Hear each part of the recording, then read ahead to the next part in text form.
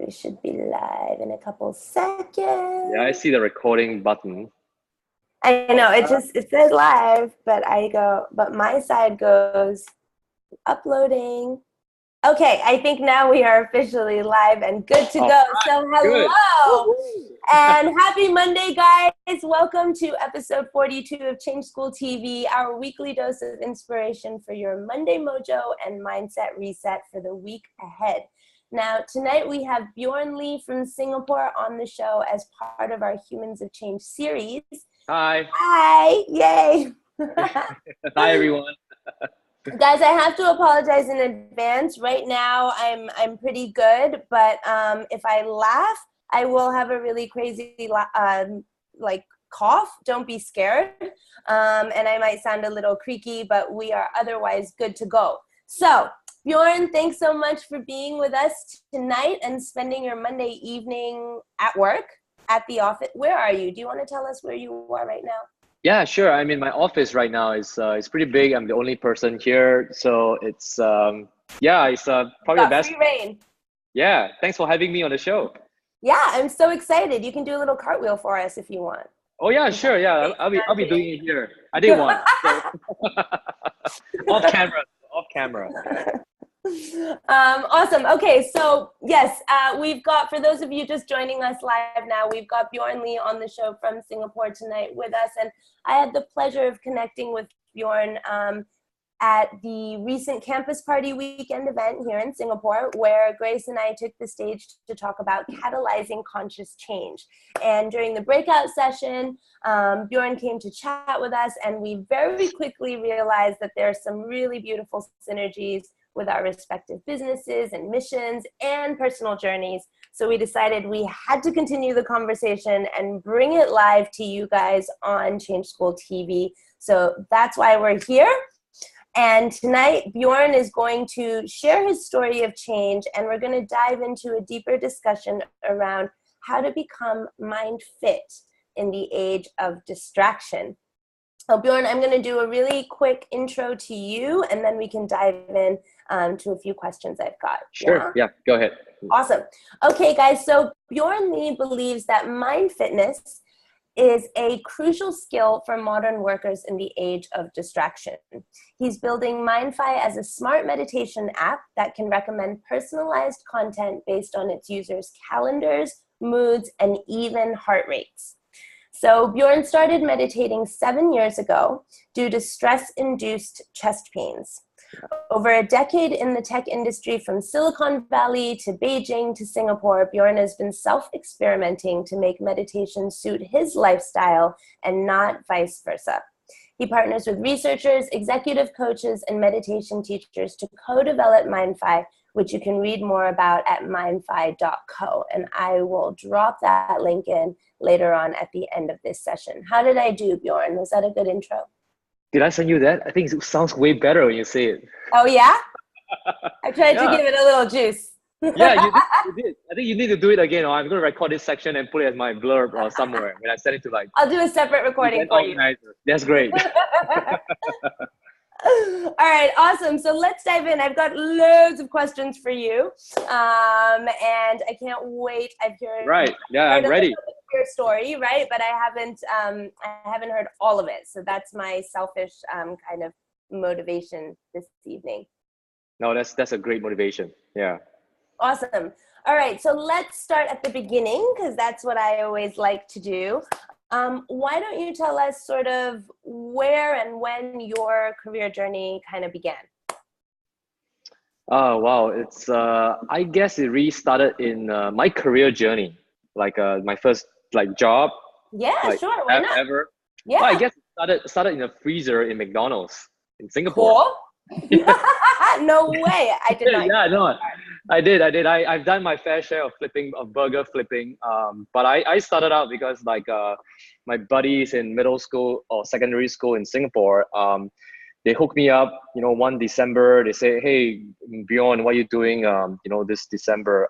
You want to just, do something in your life, join us, have fun in McDonald's. I was like, yeah, sure. I love McDonald's, and before I knew it, I found myself locked from outside in a freezer in McDonald's, because that We played pranks. We had a lot of fun.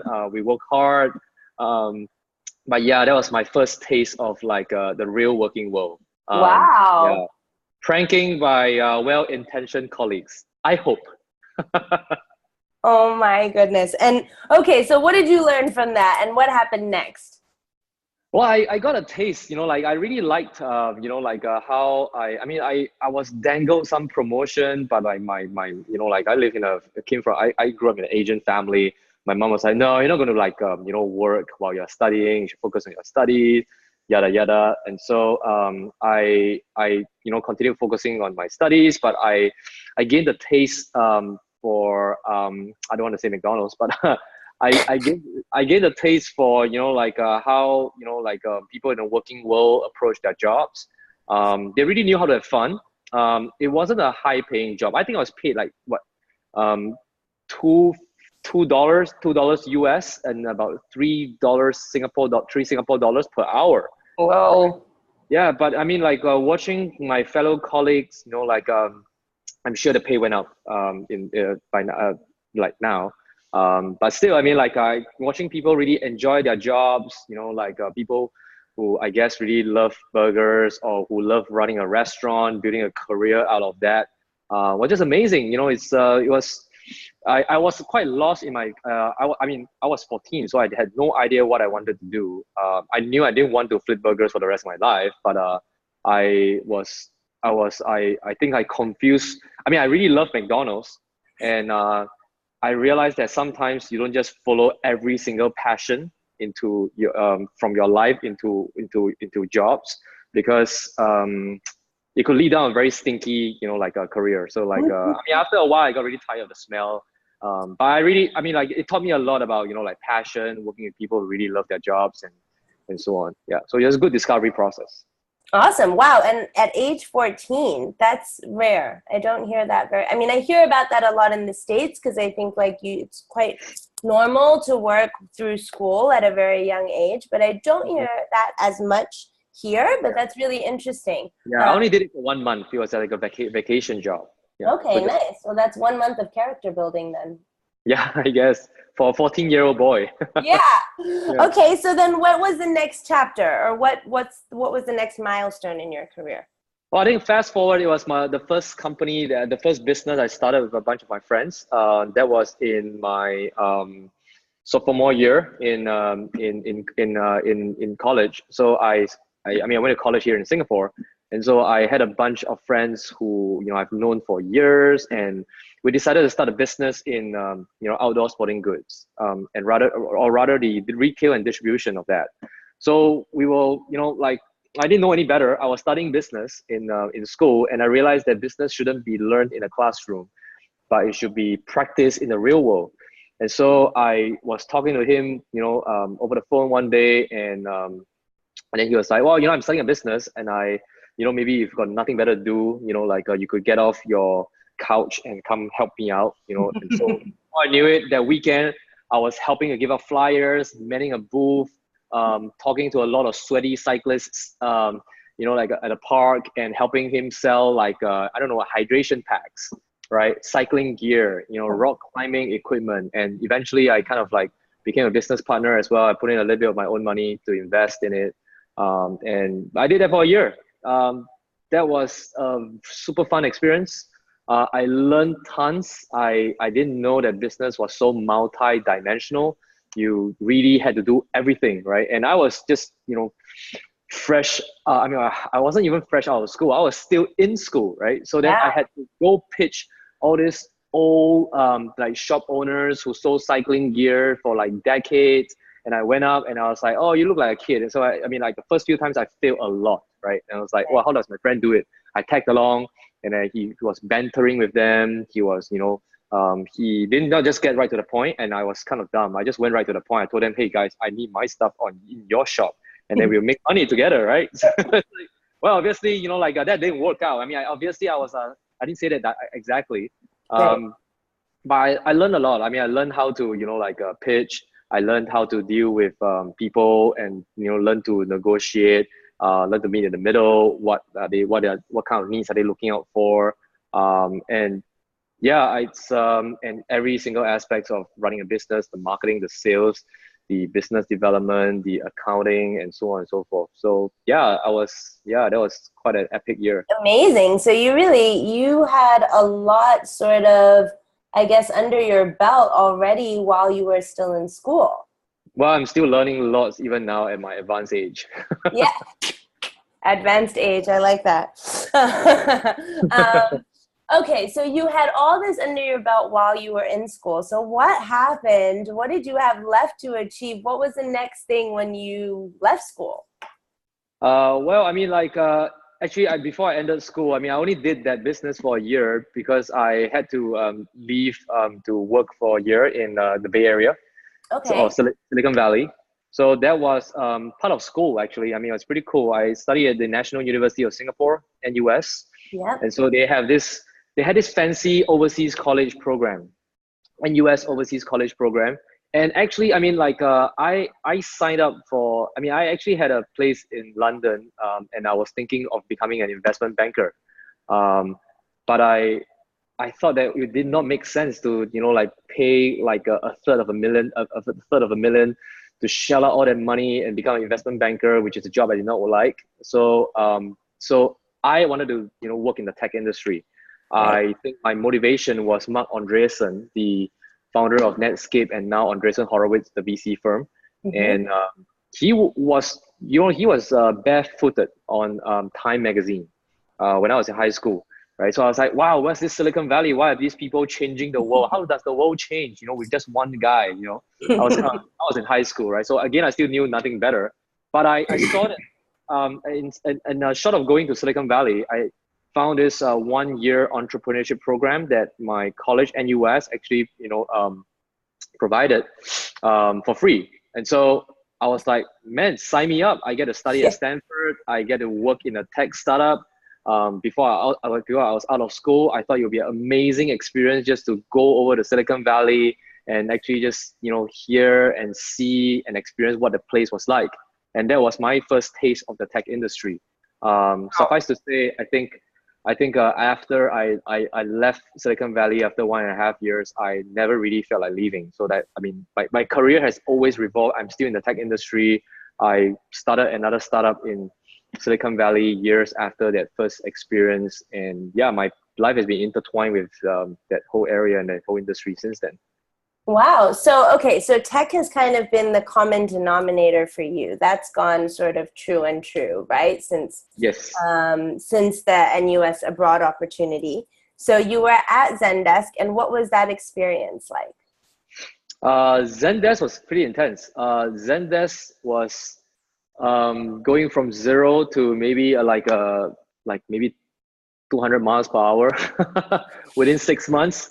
To be fair, I did not join Zendesk. I joined this small startup in Singapore called Zopim, which is a live chat startup. It had 30 people in Singapore, but it was actually the leading live chat provider. So you got to see this little chat widget on many websites. I think we're one of the top, if not the very top, chat provider startup. So my friend started that. I joined that company. He told me he was going to make it $1 billion unicorn, and I was like, yeah, sign me up, man. Your valuation's not quite there yet, which means there's a huge ramp up, right? 6 months later, my friend came to me and said, hey, I just got back from holiday, and it's like, hey, I've got some news. It's good news. It's like, yeah, why do you have this grimace on your face? Yeah, it's like, oh yeah, we're getting acquired, yay! And stuff. See how I work that dance into this segment here. They're trying to do a dance. And so I was like, yeah, well, I thought you said you're not going to sell out, man. Anyway, long story short is that I joined Zendesk through an acquisition, and I was in charge of integrating our product with the Zendesk product. So that's what I did for the next 2.5 years. And it was crazy because the thing is that Zendesk actually bought us about 3 months before they're supposed to go public on the New York Stock Exchange. Wow. And apparently, I mean, what I was building was something they want to talk about on the roadshow, to investors as well. Even the public, shareholders, they are going to join and buy Zendesk stock. So that was intense. I mean, like we were supposed to build this thing within 3 months and get it going. And so it was a highly stressful period, a lot of late nights, 3, 4 a.m. where you had to wake up in the middle of the night. I was talking to 4 to 5 different teams of Zendesk around the world. It was pretty back to back. I mean, I've worked with 1 or 2 time zones at once, but Zendesk being a big company, it had like these different units, you know, that were scattered around the world. So being at the center of that product integration was quite a challenging but you know, enriching experience. So that was my short story at Zendesk. Wow. Okay. So you are working this super intense job, but really exciting things happening. You're in the middle of Silicon Valley. And so what kind of made you, what was the turning point for you, right? So the acquisition happened, yes. And then when did the chest pain start? What was this moment that kind of made you question whether you still wanted to be where you were at or decide that you wanted to do something different? Right. So I think the chest pains actually started maybe about 7 years ago, when I first ran my startup in Silicon Valley, my own startup in Silicon Valley. So this was after Zendesk? No, this is before Zendesk. Before, okay. This is like maybe 4 years before Zendesk. So that was when it first started. I was funded by some really good VCs in Silicon Valley, you know, Google, 500 startups. And I guess, I mean, the stress kind of got to me. So that was my first taste of meditation. I did a 10-day silent retreat in India because I don't do half measures. I like to just go, you know, like just jump off the cliff. And I think that was intense. That is crazy. So this is Vipassana or something similar, yeah? Yeah, this is Vipassana. You know, you meditate like 12, 14 hours per day, no talking, no eye contact, you know, just you, yourself, and your brain, right? Yeah, so pretty intense. I think what happened at the end of the entire session was that of the entire 10 days was that I came back to the working world and I was like, whoa, you know, like this is jarring. This is totally different. It's like 2 different worlds. You know, it's so fast paced. You know, where and it's super intense. I couldn't find time to really keep up a meditation habit. And so like my meditation, you know, habit broke for several years before I, you know, pieced it back to, again. And gradually, with the help of like some books and some teachers as well. But when I reached Zendesk, the reason why I left Zendesk was that I think I had a very good run in a very fast-growing company. Zendesk, you know, offered me so much. I'm still very grateful to them. But at the same time, I really wanted to get out there again and start another company, you know, because I went from my own company, joining a startup, getting acquired within a very short span of time. And then I just kind of felt that itch. I got uncomfortable with comfort. Should I put it that way? Yeah. It's it was a nice job. They fly me around. You know, we had a lot of fun. People really love what they do, but it's I kind of miss being out there in the trenches. You know, just, you know, like eating ramen. Well, I didn't eat ramen today, so it's a good thing. So yeah, I mean, I decided that, you know, well, first thing first is that so what conspired to bring about this change? I think I don't think there was one factor. There was a confluence of several factors as well, right? Yeah. Personal life, professional ambition, you know, like internal conditions that kind of nudged me out as well. I think personal life, I was at a juncture whereby I just got out of a long-term relationship. And then second was that I really wanted to, you know, kind of like build my own company again. And third thing was that I felt like the company was growing very fast, and like I did not see myself being there for the next few years, just because, you know, like they were entering a very enterprise kind of market, right, where you deal with very big, you know, Fortune 100 businesses, and I'm more of a, you know, scrappy startup guy. I like working with consumers, small, medium enterprises, and so on. And so that wasn't a good fit over there. And like for me to really grow in a company, I had to be comfortable working on that. So that's that. Again, I would have, I mean, a smarter way for me was to actually stay in a company and do something part-time. But again, I don't do half measures. So what I did was that I told my boss, hey, I'm going to quit my job. Um, I mean, I wasn't good at, like fudging and, getting long-winded and telling him a long story before I told him that. I was like, hey, I've been thinking and I don't know how to say this, but I'm leaving. Oh my God. And what was the response? I was like, what? I just let the shock sink in for a while. I was like, why are you? And then he talked for 1 minute. I said, then you realize that you're going to start up, aren't you? He's like, yeah. All right. Yeah. So he went through all the 5 phases of grief really fast, right? I mean, I think maybe he was glad to see him gone, but yeah. So wait, so at the time, so when you walked into your boss's office and told him you were leaving, did you already know, I mean, you knew in your mind that you wanted to start something new, but did you have any idea like when, what, how, like how far along were you in the planning process or even, conceptualizing process at that point? Nada, zero, nothing at all. Ling, I knew.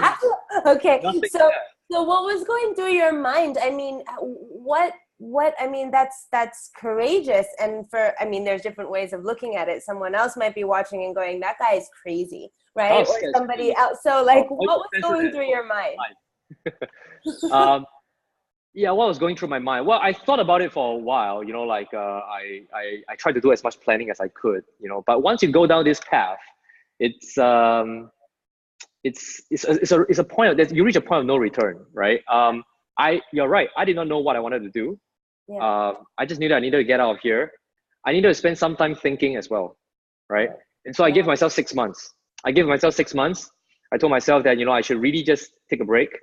Let my mind be cleansed of the nitty gritties of like daily working life. I got to reset my own compass to figure out what I want to do.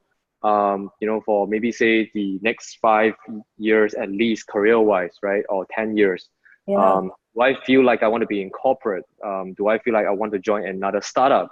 Do I feel like I want to, really do my own startup? The last thing I wanted to do was to dive right into another startup because I feel like that is just smacks and smells of desperation. Right. And I honestly had no idea at all, right? I didn't know what I was passionate about. I think my mind was just so cluttered by all these years of just working. At that point of time, I think I've been working for like maybe like 10-ish years, 10, 11 years as well. And wow. I always loved the idea of like a gap year that, like American college kids do at the end of their college. I don't know whether people do that. The millennials are so different. They still do it. Oh yeah, that's true. No, but I think they still do it. And oddly, even though I went to school in the States, I didn't do it, but everyone around me was. Yeah.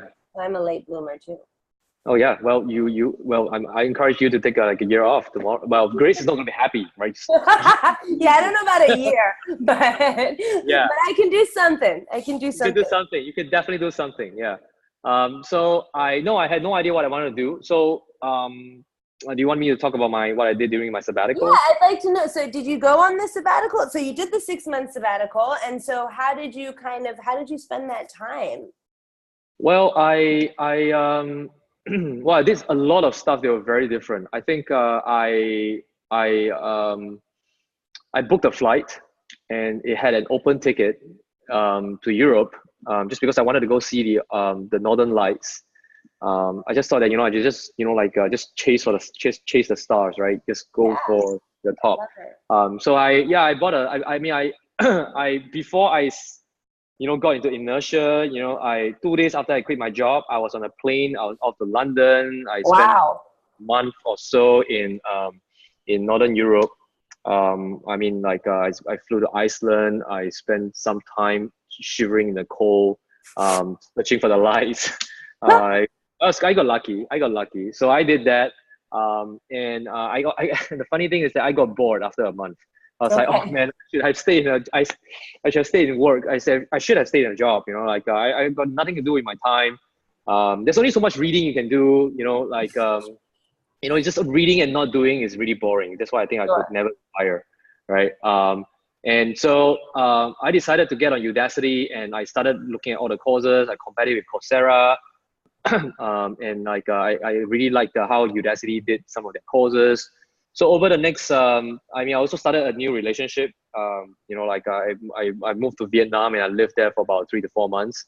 I was dating someone there, and during that time, I would be spending maybe about 8 to 10 hours per day just on Udacity. Just, you know, I learned like 5 to 6 different courses. I was always curious about how, software programming, computer software programming works under the hood. And so I wanted to go through the entire process and learn a couple more languages, build up my own crappy little website that crashed, and I had to debug it like almost entirely during that time. But yeah, I know I really enjoyed that process. Sometimes actually, yeah.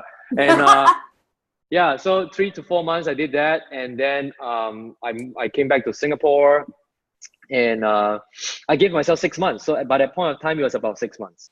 So And when then, you came back, did you come back with clarity? I mean, were you like, to what extent? I'm just curious because I think, well, there's two things, right? One is I think there's a lot of maybe preconceptions for people around, you know, the plausibility and the feasibility and the positive outcome of choosing to take a sabbatical. So one part is, you know, like, how were you able to pull it off? And secondly was, you know, the reason I'm asking about how you spent time is because, you know, I'm just trying to gauge, were you there like racking your brains going, okay, you know, I need to answer these questions. I need to know what I'm going to do next. Or is that something that kind of came naturally later on? So just trying to trace your, I guess, mental and emotional journey along those 6 months. Yeah. So the thing here is that there's never, I mean, like I was terrible at planning a sabbatical. At the end of 6 months, I had no clue what I was going to do next. I thought that, you know, there's no rule book for this, and even if there was one, I mean, I haven't found it yet. There's no rule book for that. I had no idea at the end of 6 months. I basically reached 6 months. I panicked and I started talking to a lot of friends. I went co-founder dating. You know, that's what they call it. Talking to a bunch of people. Hey, you know, like, you got an idea? You know, like, how about this idea? I love Lego. You know, how about we do some business around Lego? Actually, this is a real true story. I went through several really stupid ideas. I was thinking of doing like a Lego rental business. Well, that wasn't going to work outside of the US or a big country. There's just too much customs involved. I don't drink coffee, but I love having a breakfast that I could just get at the punch of a button. And so I thought about making this egg maker, right? Because I mean, my friends run Roti-Matic, and then you make like a chapati with this machine. And so I was like, yeah, you know, those guys spent 7 years making that, and now they are really successful. Maybe I can make like an omelette machine, right? And Brinodi, if you hear this, you should make an omelette machine. I would love to buy that. Yeah, you know, like, so I was thinking like, yeah, you know, what's the logistics of that? I just sat down with like a hardware engineer who's an aerospace engineer, thinking about that. And I was like, well, you know, like, how do we recognize the eggshells? How do we take out eggshells and stuff like that? Oh, that's crazy. Anyway, I got desperate, and one of my friends who was also on a sabbatical started, you know, saying that, you know, you should actually lengthen your sabbatical. So I gave myself another 6 months because I shouldn't rush into it, was what she said. And so I did that. And I did not answer the first question, which is how do I pull off a sabbatical, right? Yeah. So I think the trick here is to let go of your anxieties and insecurities of having no income. Basically the reason why I left Europe, I actually intended to spend 3 months over there, was because, you know, the cost of living is really high, right? I didn't want to be eating ramen the entire time. Even ramen is more expensive, I think. I did not try that, but I didn't want to be, you know. So I moved to a lower cost country, you know, where I love the food, you know. And so like I moved to Vietnam because it was an easier place, you know, like really, you know, a change of environment to properly think. And were you on no income? Like, did you do any side jobs along the way, or were you purely running on savings? Or yeah, I was purely running on savings. I think the key thing here is to lower your burn rate. I mean, this startup founders all say, right? Yeah, it's literally on a sabbatical, lower your burn rates, right? If you are used to eating at a Michelin star restaurant every night, maybe try to space it out, like maybe once every 3 months. Yeah. So So like I mean, the goal here was to like really embrace it with like a curious mind, challenge yourself. How could you still like live a fulfilling life, surviving on little. Mm-hmm. And I mean, like this was part of me. This was the culmination or the consequence of some of my earlier experiments and mini sabbaticals. Mm-hmm. Uh, and we can talk about that. I learned how to survive on little. Yep. It doesn't mean that I go hungry, but it's a case of actually just being creative, being scrappy again. Like you go to events, you get free food there. So I used to survive on that when I was young. Um, we do a lot of that in Silicon Valley, right? Because every city startup out there always has a launch party. You just go there and eat all their cheese and drink all their wine. Nice. Tricks of the trade. Yeah, exactly. So yeah, so I did that. So pulling it off, like really letting go of insecurities, seeing it as a challenge, lower your burn rate, and then really pick something that makes you uncomfortable, like pick a place that you're not used to, pick a new environment. So then you're forced to unlearn your routines. You're forced to piece I things love together that. Yeah. and really just unpack yourself and figure out like what you would do, if you were pressing a reset button in a way for like a year.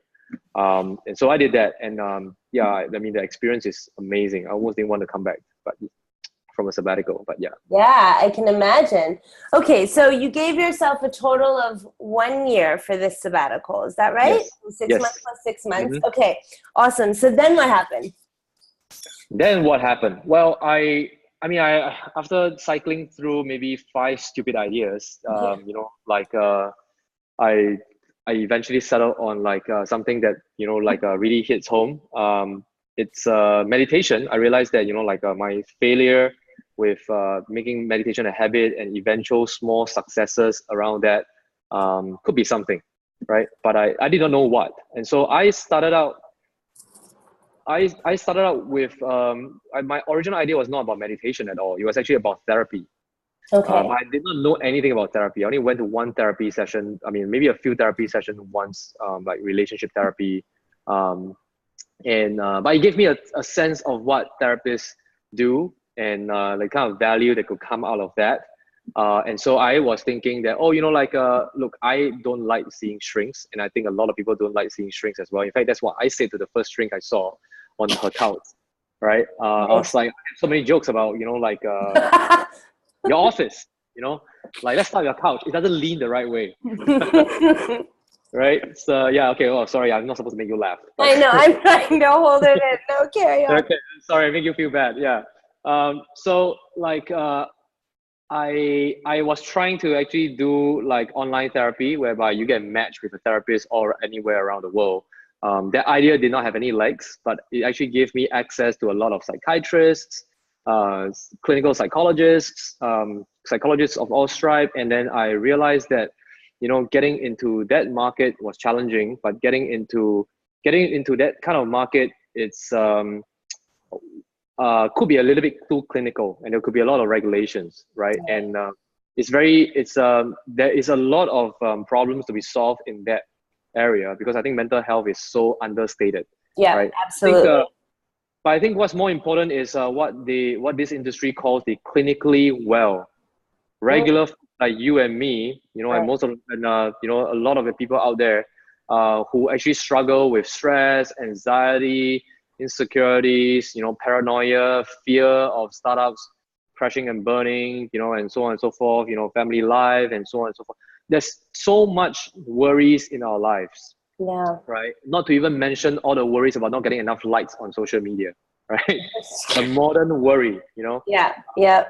So like I felt that kind of that was a much more widespread problem, and I wanted to get to the clinically well population and build a product that helps them, because I feel like I know that crowd better. Because I felt that before when I was having my chest pains and I was talking to doctors, and they just concluded that all I was suffering from was just stress, right? Right. So I wanted to build like a product around there, and eventually I started on my current startup. And so this is MindFi. Yes, indeed. Yeah.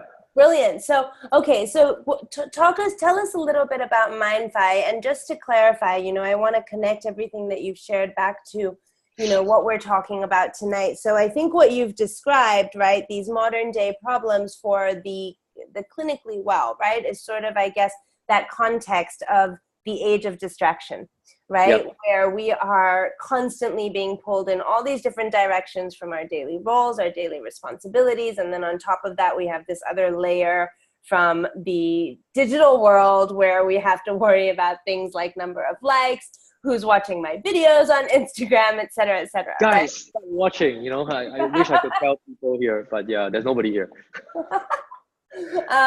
Okay, so in this new world, which I totally agree, right, is really aptly described as sort of an age of distraction. How is MindFi kind of trying to support people in navigating and thriving in this kind of environment? Right. So I think several books about technology addiction and the onset of the digital era really inspired me. I think one book that really inspired me was a book that I read 5 years ago. I think it's the medium is the massage, which is a deliberate pun on the medium is the message by this media theorist in the 60s called Marshall McLuhan. Okay. Right. He really talks about, I mean, like a long story short, I think, I may be getting the message wrong, but I think it's kind of right, is that the medium really determines the media and the content. Sure. If you are on radio, the content is going to adapt to that audio only kind of format, right? That channel, that medium, right? And then when TV came along, people adapted. They were the first few TV shows had people who were not very expressive because they did not know that the expressions was important.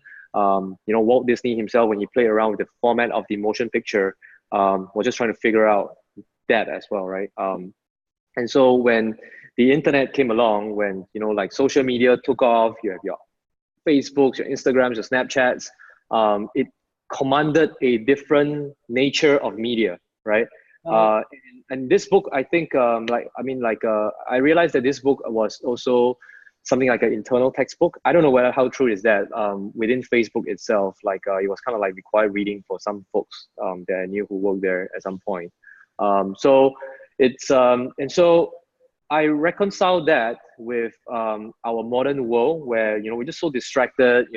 Constantly we are checking our feeds, whether it's news feeds, your email feeds, or your social media feeds. You're trying to actually get that dose of dopamine, right?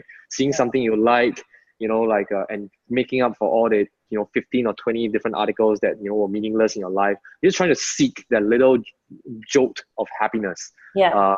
Right. So I reconcile the two, and I ask myself, well, how does these two things meet or come apart, right? Because it's do we ask people to step off the internet and start throwing away our smartphones? That's ridiculous. Right. I think the solution to technology addiction is not to go full Luddite, right? You don't just chuck away technology. You learn to grow and with it. Right. Exactly. And so I just had this idea that I think technology is a force for good. The medium itself is neutral. It's what you build on it, right? Yes. And so I just realized that we have had an entire era of products so far, right? Like a micro era, right? Where all these products eventually they distract us, they get us hooked. They they don't bring about any kind of maybe positive outcome to the person, to the society, but it really depends on how people use it. So I wanted to build a product, and that's still my pure intention right now. I wanted to build a product that can exist on this medium to be a force for good. How can I help people reclaim their attention, right? How can I build back their attention spans? How can I help them to find that that sense of joy, which doesn't come from external circumstances or from external sources, but how can they be more, how can they understand themselves more, right? It's, but I would like to say that it's not about searching for happiness, right? It's because I think that it's, when you search for happiness, I think with that kind of goal in mind, you are almost guaranteed not to find it. I think it's a side effect rather than than being the explicit outcome, right? Yeah. So I wanted to build a product that helps people deal with tech addiction, that helps people learn to be more focused and maybe less stressed in their working lives. Because I think it came back to, why am I building this? Why am I the right person to build this? And I come back to the fact that I learned meditation. I saw a lot of hardcore meditators in those silent retreats. I know a bunch of people. I've gone to several retreats. I've gone to several workshops. I attended a lot of communities, and there's a whole spectrum of people out there, right? There are people who are really, really into meditation for meditation's sake. There are people who are professionals at it. There are monks and so on. There are people who are also meditation teachers and so on. But I've been trying to figure out like who teaches meditation in daily life, right? How can you bring that so that I can be sitting at the end of an investor meeting and feel like I could find a technique to kind of restore my focus and attention so that I can work? How can I deal with devastating setbacks, right? How can I learn to develop my emotional intelligence and empathy so that I become a better leader and overcome my own personal character shortcomings and so on? So I think those things are meatier. I think those things are more practical. And I think mindfulness meditation can be used for that. I have a coach right now who's actually a performance-oriented mindfulness coach, right? And I've been trying to find folks like that who is able to bridge that vocabulary of meditation with peak performance in a work era. And so that's what I'm really passionate about. It's taken me some time to kind of figure out what like MindFi really should be. So, but yeah, I'm super excited about, having finally found the right community, the right kind of support system to grow it. So yeah. Yeah, no, I think it's brilliant. And I love that you're sort of, bringing in very practical and real everyday challenges that we sort of deal with and face every single day, right? And we don't always have the tools, like you said, in the boardroom or on that phone call or in that difficult situation. And so I guess this is sort of the distinction, maybe, I'm just assuming here, and maybe you can elaborate a bit more, but I guess that's what you're really talking about with this term mind fitness that I really like. Like, how do you, what does it mean to you? How do you define it? How do you distinguish it from this whole big wave of mindfulness that has obviously been around for the past few years in a huge way, right? Yeah. But yeah, what do you see as the difference, or how are you building that? Yeah, well, so the funny thing about how I came across this mind fitness phrase was that I think I was talking to one of the psychiatrists, and they was talking, one of the doctors, and they were telling me that maybe 30, 40 years ago, running and going to the gym was almost unheard of, right? Like 30, 40 years ago, nobody runs. Nobody goes to the gym. There was maybe a bunch of Californians. I mean, I could be, saying fake news as well, but I think nobody used to run in the past. And mindfulness meditation kind of feels like that. You only hear a few people, try mindfulness meditation. There's a lot that they do not know. It's just like how teenagers talk about sex before they have actually tried it. It's like a lot of people have not tried mindfulness meditation. And like, oh yeah, what's mindfulness meditation? Oh man, actually I shouldn't say that. That sounds bad. But okay, well, sex and meditation. Yeah, that's not good. Yeah, I see what you did to me there. So I didn't mean to corner you. Have a sip of water. Yeah, Reset. reset. Yeah, you're fine. You're fine. Yeah. So I mean, this is a R-rated video, right? Of course. Yeah, well, that's enough of that talk. But yeah, I mean, so mind fitness, I really think is, we think a lot about fitness and performance in the physical realm, right? You see professional athletes, basketballers, right? Football, playing at the World Cup, NFL athletes, and so on, cyclists, and so on.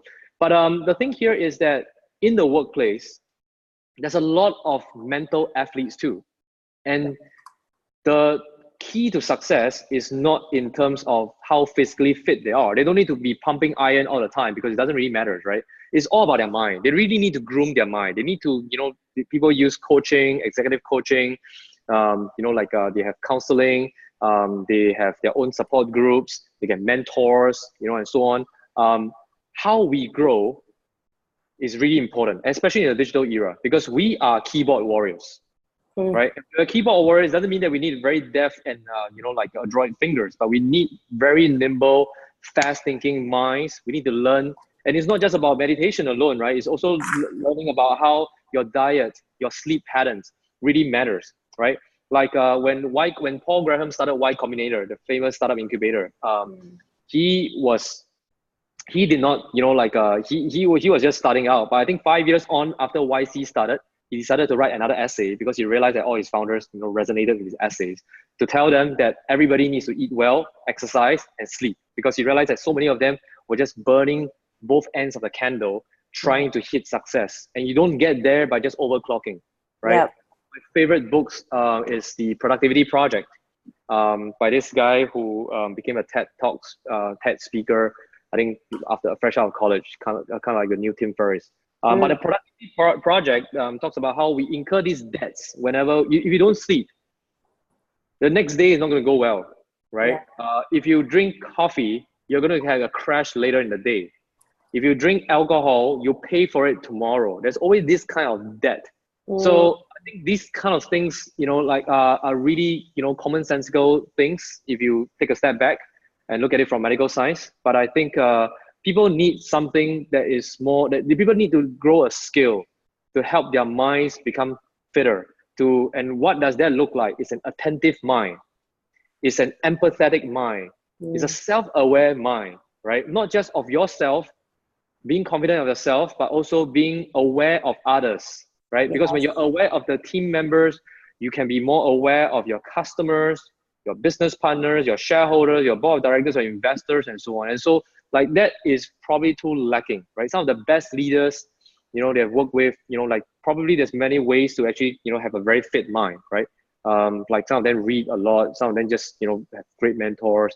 But you're beginning to see that, I think, in Tim Ferriss's second most recent book, The Tools of Titans. He interviewed a bunch of leaders in sports and business, and amazingly, I think it was like 80% of them had some kind of a meditative habit. Yes. Right? They do reflection, they do contemplation, everybody from Tony Robbins, Novak Djokovic, you have your Silicon Valley Titans as usual. Like people have such a habit, right? Yeah. And so I'm very, very,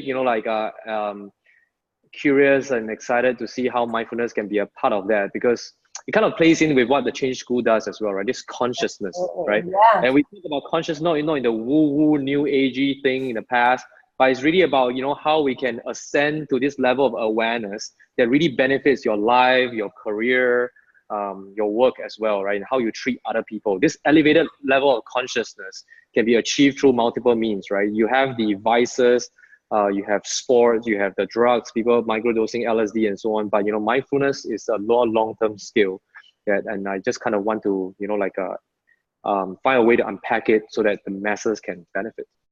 Absolutely. I love it. And I think this was one of the points where, when we were chatting at Campus Party, this is where, at least for me, I think it totally took off because, it resonated so much with our Change Gym, which was something we used to run. We haven't been running recently, but it was the same concept. And that was exactly how we explained it to people as well. We're like, by now, where we are as a society today, we've learned to go to the gym, to practice yoga, to run, right? Like you said, because that's kind of now evolved into our, our regular practice in daily lives. But we're not thinking about that for our minds, right? I mean, how do we train our minds? How do we ensure mental well-being and mental health and agility? And like you said, mind fitness. All of it, the mind fitness, exactly. So I love the term. I love that you are really championing this and really amplifying this message. I think it's so important. And I'm super excited with what you're doing at MindFi. So I will share the link so people can check that out and find out more information about it. Before we wrap up, I mean, you've shared so much already, and thank you. I've been scribbling all my notes, and I'm going to share the books you mentioned. I'm going to share the tips you talked about for your sabbatical. The last thing I want to kind of ask you are, what are some, life hacks that you could share with our viewers today if you know, I'm inspired by your message tonight. I'm sure a lot of people who've been watching are as well. If they were to sort of forge ahead this week and try and really practice little mind fitness practices, what are some things they can do? What would you suggest? Well, first thing is if you do not actually live and die by your phone, unless you're in sales, always turn on Do Not Disturb. Always? Yeah, I'm always on Do Not Disturb, unless I'm Really? expecting a call. Yeah, because nowadays your best friends don't call you. Nobody calls you except the banks and the scammers, and you don't want to hear from both. That's true. Well, unless you owe the bank money, but yeah. Yeah, nobody calls you, and like you could just whitelist people that you want, so then they will still get through your DND. But I'm on DND all the time. I don't turn on many notifications on my laptop. Actually, I don't turn on any notifications on my laptop. When I'm sitting down with somebody, I always flip my phone the other side, just so that because our eyes are, you know, like genetically wired, right? I mean, we are wired to actually, you know, observe any kind of distraction. So that's why you sit down and somebody will, you know, if something pops up on their screen, they just go there. That's distraction. Your attention span is broken already. Yeah. And so that's one. The second thing is that and I'm not perfect at maintaining a continuous consecutive streak for daily meditation of the traditional kind. So there's two types of mindfulness, right? One is formal meditation, where you sit down, you close your eyes, you get a cushion, you sit on a chair on the ground. I sit on a chair, and I usually, you know, do that immediately when I wake up. So I've got a meditation chair, and like without thinking, before my lazy mind kicks in, I will try to sit on a chair and then just try to, you know, sit there for as long as I can. Usually it lasts about 13 minutes. Okay. And so I do like a breathing meditation. I do like a body scan, just scanning my body. And then I do like a what was a self-affirmation, right? So that I say some positive Love words. Yeah. And so I guess I think I kind of learned it from Tony Robbins too. Like you just want to start off the day really in a positive note, right? Yeah. Just tell yourself, you know, I'm a champion. You know, like I'm going on Soul show today about the Change School, and I just made that up, but You the mean you Change School. didn't say that this morning in I your affirmation? I'm I'm upset. sorry. I'm sorry. I didn't I'll do that tomorrow. Yeah. Yeah, you should do it Yeah. tomorrow. Yeah, but I'm very grateful to you right now, right, for inviting me on the show. You know, the Change School is great. So I would also end off the exercise by giving thanks and, you know, showing gratitude. Nice. And so that was part of that.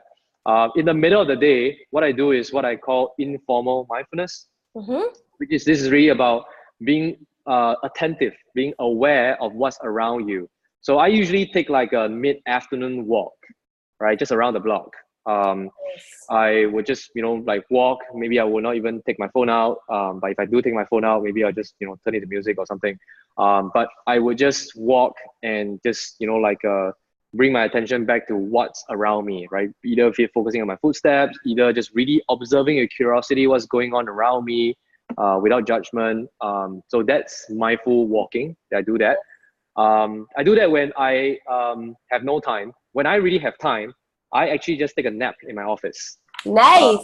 Like a midday siesta, like a mid-afternoon siesta. The Spanish I love do it. it. The Spanish do it after they eat, I think. I mean, I don't know. I'm Spanish. I'm Swedish, but yeah, no, I'm just kidding. I mean, around 3 p.m., I would just, you know, like kind of conk out. It would be either a struggle of, you know, trying to overcome my food coma, and maybe I'll just kind of peek out. And so I would actually just take a nap. I just take a nap. How long do you nap? I nap for about 20 minutes. Okay, nice. And Little cat nap? A little cat nap. And like if I don't actually fall asleep, I just observe my breathing. And even if I do fall asleep, when I wake up, I don't dive right up, right? I'll hear the alarm, and then like I'll just snooze for like 5 minutes, and then I'll just really be aware of my body and my breathing, of where I am, you know, the temperature around the room, where I am before I actually get up, right? And it's like a second win. It's I wake up super refreshed, and sometimes I do that when I'm stuck with a problem as well. I wake up and I'm super refreshed, and I'm like, oh, it's like a brand new day. Yeah. Awesome. I love that. And what about, do you have anything in the evening, or does it stop after your siesta? Well, siesta. Well, I mean, like at night, I don't really have I can't really meditate at night. I mean, I've tried. Oh yeah, I do have before I sleep, I would actually, it's a very, very simple technique as well. It's a kind of like a life hack for people who cannot meditate. This was what got me meditating again after my silent retreat, because I just couldn't sit for 2 hours every day. I take one mindful breath before I sleep. So I observe my inhale and my exhale, and it's something I learned from the book Search Inside Yourself, by this guy, Chen Meng Tan. So he actually, suggested that you could just, start off with something as simple as just one mindful breath. And as long as you ascend eventually to proper meditation, that's fine. So I did that because it's so simple. Just observe one in and one out, right? And you can try again if you fail. But ever since I read that book about 5 years ago, I've been able to do that every night. And so I always do that every night before I sleep. Wow. And how has that helped you? It's just really, allowing your mind to settle on something that's other than your worries, right? Because it's just observing on your breathing. So it's very easy, and I always fall asleep to that, right? I usually don't just do one breath anymore. But I started with one breath. I did that for like a month. I just, promised myself I could do that. It's so simple, right? So now I could do like 5, 10 breaths. So I like to joke about it sometimes, and I say that I don't count sheep, I count breaths, right? Because that makes me go to sleep, and it's like a mini mindfulness routine before you kind of fall asleep. It's like, okay, well, like no more worries. Yeah, Just totally. focus on your breathing, and then before you knew it, it's like, boom. Yeah, I love it. I love it. What a peaceful way to wrap up your evening. I actually think I'm going to try that this evening. I think that's great, because I'm definitely one of those sufferers at nighttime, because when my head hits the bed, I'm thinking of everything. The day that just happened, the day I've got tomorrow, anything in between that I might have forgotten. And so actually that's a great one. And I'm going to give it a try. You should. Yeah. Awesome. Try it. Well, these are some really great life hacks you shared. I've taken them all down. I'm going to share them in the comments. I think they're really, really, really great. You're welcome. No problem. And for those of you who are watching this week, you just got a whole bunch of juice from Bjorn, which hopefully you can start practicing from tonight or tomorrow, wherever you are in the world, and take it into your week ahead and see. I'd love to see in the comments, I'm sure Bjorn would as well, how it all goes for you guys and how you guys are feeling when you've practiced any of the tips that he's shared. Bjorn, thanks so much for them. You're welcome. And just want to say hi to my friend Gabriella, just in case you watch this, because I think she collaborates a lot with you guys, right? Yeah. It's such a shame that now, unfortunately, we can no longer see who's watching live. We used to be able to, so then we'd be able to shout out. And then now, unfortunately, we can't until afterwards, but I will have a look afterwards. It's probably the European GDPR thing. Exactly, all the privacy agreements. But before I let you go, I just want to shout out to those of you who are watching. So thanks for joining us for tonight. And Bjorn, thanks again for being here. Guys, as you know, we always try to wrap up with a nice call to action or give you a little freebie that you can kind of take things forward with. So for today, I thought I would reshare our Burnout Workbook, which is free. You can download your own copy. I think it's the perfect sort of complementary addition to tonight's session with Bjorn. So while you're practicing the tips that he's shared to get your mind fit, you can also work through our free workbook all around how to avoid burnout, how to track where you are, how close are you to a complete career burnout. And if you find that that is something that is affecting you or impacting you, or that you are, struggling with, then you got some good bits from Bjorn today on how you can start working around that. Yeah, I can give you some promo codes for MindFi as well for some of your readers. Maybe I can share the details. Awesome. Yeah, please do. Okay. So first off, why don't you share first off how people can stay connected with you, where they can find more info, and then how they can get hold of your promo code. Sure. Awesome. Yeah. I will send the promo code over to you. I need to create it first. Yeah, cool. Folks can just just search for MindFi on like Facebook, Instagram. We're more active on Facebook, or you can just type MindFi, MindFi, meditation on like Google Play Store, the App Store, and then check us out. You can try some of this. You can learn to be mindful anytime and try some of the practices I talked about earlier. Yeah, super cool. I'm going to see just really quickly if I can show folks while I've got you here, because I actually have MindFi on my home screen. And let's see if you guys want to, oh, you can't see anything there, can you? Yeah, No, it's they just a can. color. Yeah. All right, I tried. Well, I'll drop in the link Thank so you. you guys can have a look. And definitely check it out. There's some really, really cool ones on there. And they're all really related to like practical everyday scenarios, like Bjorn said, which I think is what makes it really unique and really beneficial for anybody who is working and Mhm. struggling with the age of distraction. Absolutely. Yes. Awesome. Well, thanks so much, Okay. Bjorn. And Thank you guys, so much for having me. Yes. yeah, it's a pleasure to have you. And guys, just to let you know, we are back next week, same time, same channel. Grace will be taking over. She will be introducing our brand new series, which is in collaboration with Nemo, but more on that very soon. You'll hear our announcements. But until then, have a great week ahead. Bjorn, happy Monday to you. And have Thank a you. great Same rest to of you as the well. Have a evening. good evening. Cheers. Bye-bye. Bye.